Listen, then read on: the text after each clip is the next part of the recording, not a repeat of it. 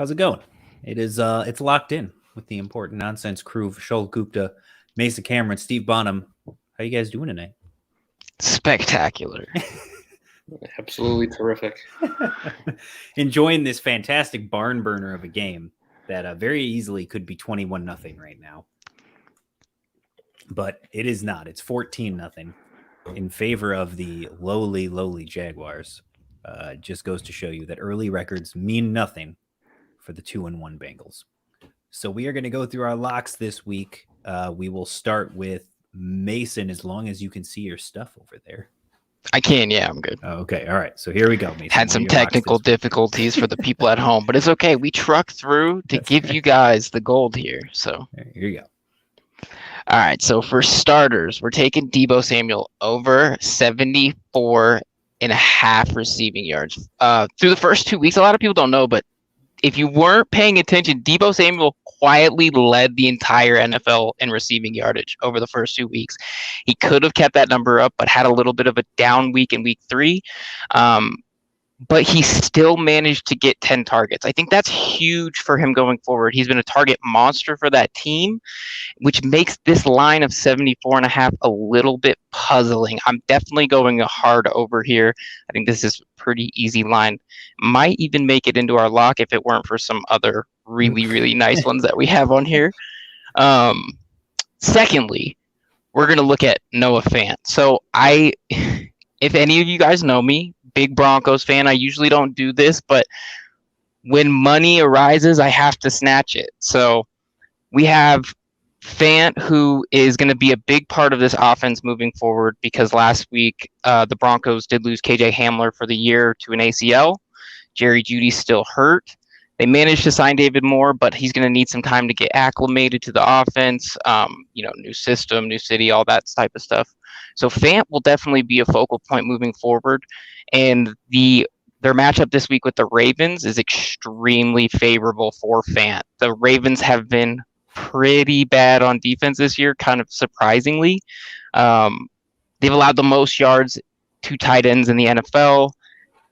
For the first 2 weeks, they allowed over 100 yards receiving and a touchdown to both Darren Waller and Travis Kelce. They did a little bit better job holding down TJ Hawkinson, but Detroit doesn't really have the weapons that Denver has to help take that pressure off of TJ. So Fant isn't really in that boat. I would definitely pencil Fant in for well over 40 yards. He's going to be a shoo-in for that this week. And then last but not least, we have the true alpha wide receiver in Carolina. That is DJ Moore at over 79.5 receiving yards. So DJ Moore's 31 targets is actually more than the entire wide receiving core combined. He has 29% of the team targets. He's just absolutely the number one target in that offense, and he's done a lot with it. His lowest receiving total this year has been 79 yards, which is another question of how they think 79.5 is a reasonable line here. Dallas, not terribly good on defense, especially in the secondary. They've allowed the second most passing yards in the NFL. They've given up this line. They've given up this line of over 80 yards 4 times in the first 3 weeks. Antonio Brown, Chris Godwin, Keenan Allen, Mike Williams all hit this line. In the first game, Antonio Brown and Chris Godwin had over 100 yards. Keenan Allen has also hit over 100 yards. Mike Williams was the only one to get under that 100-yard mark. But that just gives DJ all the chance in the world to do some stuff. Dallas is still decently good on offense, even though Carolina is doing well on defense. Mm-hmm. So I think they're still going to need to kind of push the ball, push the pace, make sure that they're making the most out of it. So I think 80 yards is well within reach. Yeah, me and Neil made the joke on the podcast last night that basically the offense to this point has been Sam Darnold takes the snap, he looks at DJ Moore. If he's open, he throws him the ball. If he's covered, he throws him the ball. That's basically been the offense at this point. That's an astute observation. That's pretty much. It worked so far. Yeah, exactly. Like why knock it? Don't fix it if it ain't broke, right? Exactly. All right, Vishaal, what do you got for us this week? All right, I'm going to start with Matthew Stafford over 299.5 passing yards. This is a great matchup against an Arizona defense that got torched a couple of weeks ago by Kirk Cousins. This is going to be a very high-scoring game. Both offenses are just incredible right now. Stafford has hit this number twice already this year, so I don't think he's going to have a problem hitting it again in this game. For the second pick, I'm going to go Matt Ryan over 1.5 passing touchdowns. And this is more to do with just Washington's defense, which is probably the most disappointing unit in the league so far this year. They had so much hype coming into this year because of how well they played last year, but they've just been atrocious for some reason so far this year. They're bottom 5 in points allowed, or top 5 in points allowed, meaning they've allowed top 5 in most points allowed so far this season and passing yards allowed. So I just feel like Ryan is going to have plenty of opportunities to hit over 1.5 passing touchdowns. And then the final play is going to be Emmanuel Sanders over 51.5 receiving yards. He's averaging 17.6 yards per catch, and he's also averaging almost 7 targets per game. So he's very involved in this offense, a little surprisingly so how much he's involved. And, this is going to be a blowout against a bad Houston team, but Buffalo really doesn't take their foot off the gas. We saw that last week against Washington. Right. They were up by a lot, but Josh Allen was still throwing the ball all around. And I expect the same thing this week. So I think he'll have a lot of opportunities to go over 51.5 receiving yards. Yeah, and he's the clear cut, number 2 there, to me at least, to Stephon Diggs number 1. Mm-hmm. Beasley continues to do Beasley things, getting his role with the checkdowns underneath. But yeah, I think Emmanuel Sanders is kind of the number 2 they've been looking for a while. So for me this week, I'm going to the Jameis Winston. Well, I'm gonna bet on Jameis having himself a game. Mr. Crab likes himself. Jameis Winston over 199.5. So that's 200 plus passing yards, basically.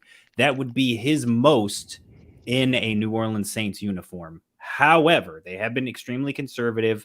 I understand that, but he's getting a better feel for the offense, and they're going up against the Giants defense that is just absolutely atrocious, especially in the secondary. On average, through the first 3 weeks, the Giants D is giving up 267 passing yards a game. So I think Jameis should very easily be able to cross over the 200 mark and hit this over. I have Davis Mills going under 210.5 passing yards. Now, on the website, it has just updated because that has been hit so aggressively. It is down to 205.5. I would still take the under. He's got 168 passing yards in his debut last week against Carolina. Granted, it was against a good defense on a short week, but Buffalo is also a very good defense. Through the first 3 weeks, 212 passing yards is the most that they have given up to any single opponent. On average, teams are passing for 178 yards against Buffalo. Davis Mills did not look good in his first game. The Houston offense in general, outside of Brandon Cooks, does not look good right now. So unless I think Brandon Cooks is about to have a 200-yard receiving game, I'm pretty sure we can get the under 200 yards on Davis Mills and feel good about it. And then my guy, Robert Woods, he is having a rough start to this season for sure. However, they're going to give me 4.5 on the rushing yards total. Mason, you're with me. You love these wide receiver rushing props. These are fantastic. Robert Woods in the first 3 weeks this season has 7 rush yards, 6 rush yards, and 5 rush yards. So he's hit the over in every single game. They do use him in gadget plays. They do use him this way. And Arizona has allowed the 4th most rushing yards to their opponents so far this season. And it's 5 yards. It's one decent rush for Robert Woods, and he goes over. It's about the one thing that has been going his way so far in the early part of this season. So that, for me, I think is a pretty solid lock to go 5 yards or more from Robert Woods. So, all right. So here's our picks. Who wants to go first? We'll go in the same order. Mason, what's your lock of the week? I think my lock of the week has to be DJ Moore. His like we said, the offense there is just look DJ's way. and throw it to him regardless. Yep. And they do quite a bit of dropping back there. And this game should put quite a bit of points on the board. So 80, that's easy. All right. Vishaal, what do you got? I'm also going to take a wide receiver over with Emmanuel Sanders over 51.5 receiving yards. I just think there's going to be plenty of opportunities. He can get this all in one play. That's how good he is, and that's how bad Houston's defense is. Sure. So I'll take that one. Yeah, and of the three I had, like I said, I feel very confident that Davis Mills is going to hit that under, even with the adjusted number. I think Jameis is in a matchup where, even though they've been extremely conservative, he should be able to go over. But I am going to go with you guys here. Robert Woods, this is the dunk of all of mine. Come on, it's 5 yards. There's a non-zero chance he gets multiple rush attempts in this game. And to get to 5 yards, I think should be pretty easy. Plus, it's always more fun to root for the overs than root for unders anyway. Yep. So there you Running, and all of the kind of, out there props are always the ones that carry that crazy value too. Like 5 rushing yards, like running back receptions. That's Right. where everybody needs to be going and shopping. I promise. Yes. LaVisca Chenault over 1.5 rushes, right? Always, Exactly. Always. All right. Well, there you go. Those are the locks of the week. I will post that up on the website. You guys can join us in our Discord for $1. We've got all of our sports betting stuff on there if you are in the second tier, so the $3 tier. But just in the $1, we'll answer your start sits. We'll talk to you about your lineup. We'll talk to you about trades or whatever. Just come goof around, have fun with us. And don't forget to sign up for Underdog. Promo code nonsense. You get a free $10. They've got Best Ball Resurrection going on right now. So it is best ball season again. Starting on Saturday, Jack Knows Best is back. We re-release the monster, just like they've re-released theirs. So there you go. But that's it. So have a good rest of the second half, I guess, unless you're a Bengals fan. And it's just, if you're a Jags fan, It's maybe enjoy it. It's gonna be a long second half. All right, but until next week, boys, have a good one. Gents. Thanks.